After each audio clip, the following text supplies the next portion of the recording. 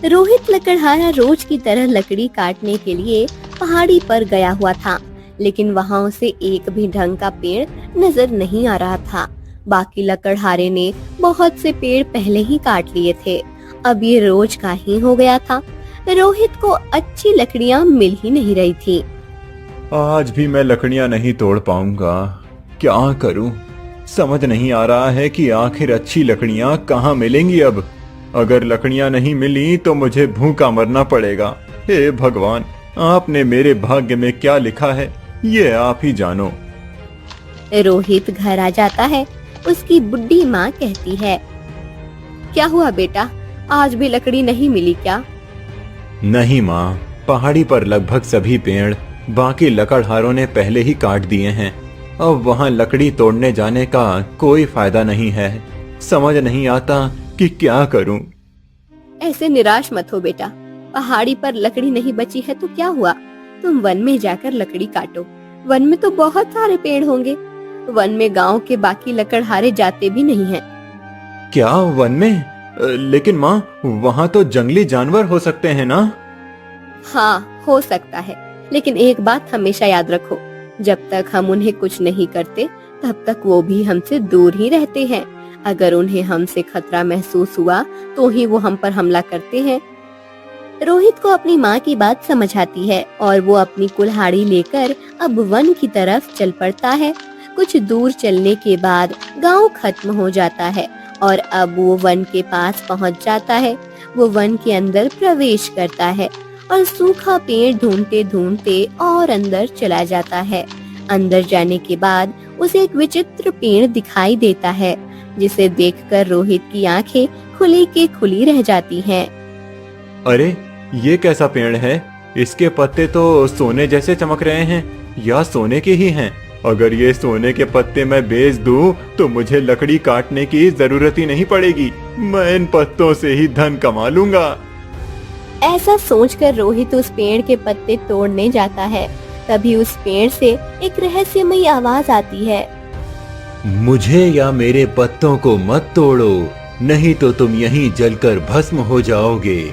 और मुझे नहीं काट कर मेरा रक्षण करोगे तो तुम्हारा भाग्य बदल जाएगा।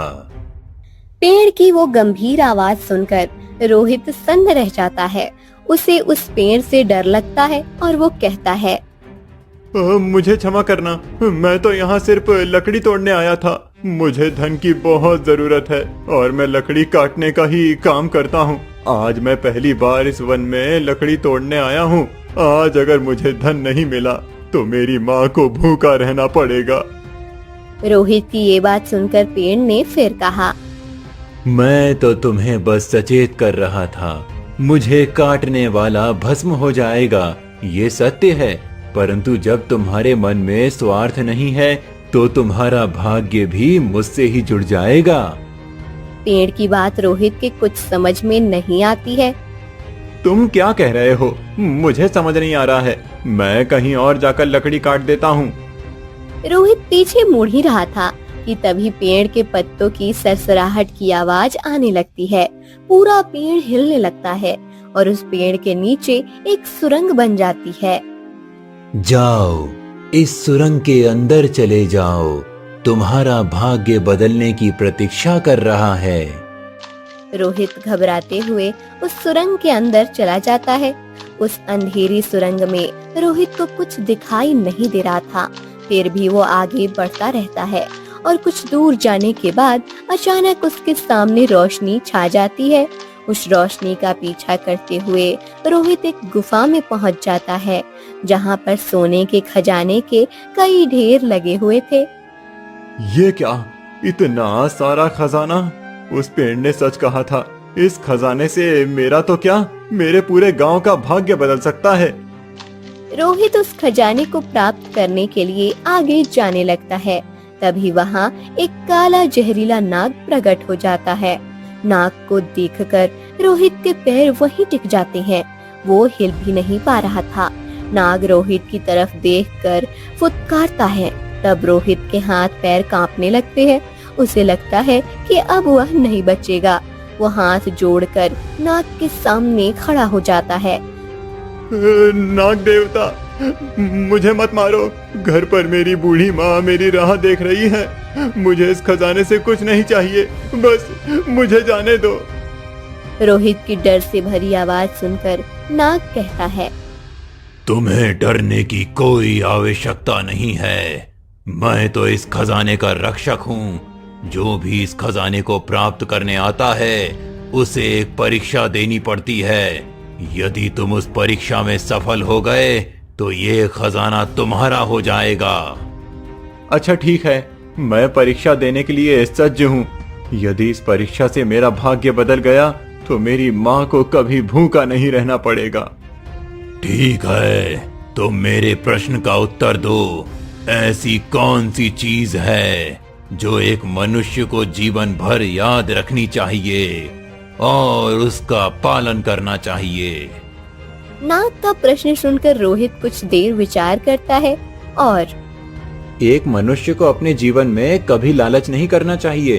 कितनी भी मुश्किल स्थिति आ जाए, हमेशा हिम्मत से काम लेना चाहिए और सबसे जरूरी, हमेशा पूरी ईमानदारी से अपने काम को करते हुए सबकी सहायता करनी चाहिए। मनुष्य अगर अपने जीवन में केवल इन 3 चीजों का पालन करे तो उसका जीवन सफल बन जाता है। नाग को रोहित का उत्तर बहुत पसंद आता है और तुमने ये उत्तर देकर मुझे प्रसन्न कर दिया है। अब ये खजाना तुम्हारा है। मुझे विश्वास है कि इस खजाने से तुम केवल अपना नहीं, औरों का भी भाग्य बदलोगे और अपने समाज के हित में कार्य करोगे। हाँ, मैं अपने गांव वालों के लिए मुझसे जो भी बन पड़ेगा वो सब मैं करूंगा।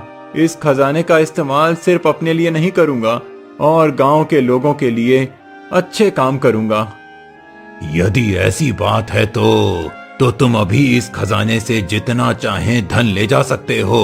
ये स्थान तुम्हारे लिए हमेशा सुरक्षित रहेगा और जब भी तुम चाहो इस खजाने का उपयोग कर सकते हो। नाग की बात सुनकर रोहित उस खजाने से धन लेकर घर आ जाता है। तब आगे की कहानी के लिए फॉलो कर लेना।